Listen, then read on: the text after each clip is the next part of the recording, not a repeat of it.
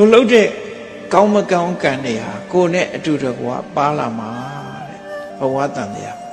ရှောင်ပြေးလို့မရဘူးကိုလှုပ်ခဲ့တဲ့အလုပ်ဟာကိုယ်နဲ့အတူပဲရှိနေတယ်အမြဲတမ်းကိုယ်နဲ့အတူတကွာရှိနေသည့်အတွက်ကြောင့်လူတွေဟာတယောက်နဲ့တယောက်မတူညီတဲ့သဘောတွေအသက်တိုတဲ့လူဟာတိုးအသက်ရှည်တဲ့လူဟာရှည်ရုပ်ချောတဲ့လူဟာချောရုပ်ဆင်းရဲတဲ့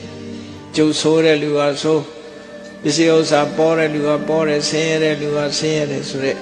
ကွဲပြားခြားနားမှုတွေဟာဘယ်ဘုရားသခင်ကဖန်ဆင်းတာမှမဟုတ်ဘူးကိုယ်တိုင်လှုပ်တာဘုရားသခင်ဖန်ဆင်းရင်ဘုရားသခင်ပြစ်တင်နေကြအောင်မယ်အခုပြစ်တင်စရာမရှိဘူးဘယ်သူမပြုတ်မိမိမှုကံကြမ္မာနဲ့တန်တရားဆက်ဆက်နေတယ်ဆိုဒီအမြင်မျိုးအဲ့တော့ဒီအမြင်မျိုးမြင်ထားခြင်းအပြင်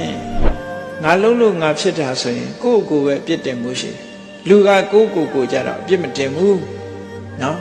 လူဆိုတဲ့သဘောတရားတွေဟာတော်တော်ထူးဆန်းတယ်လူတွေဟာတော်အံ့စရာကောင်းမတော်တဆပကံလေးတစ်ခွက်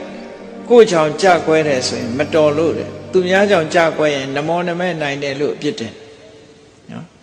ဒီပကံလေးတစ်လုံးမှမနိုင်ရဘူးလားကြကွဲရမလားဆိုအပြစ်တင်ကိုယ့်ကြတော့ဘာဖြစ်လဲမတော်လို့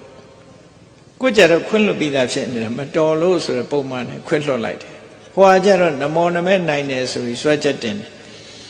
အဲ့ဒီလိုလူရဲ့တဘာဝအဲ့တိုင်းပဲ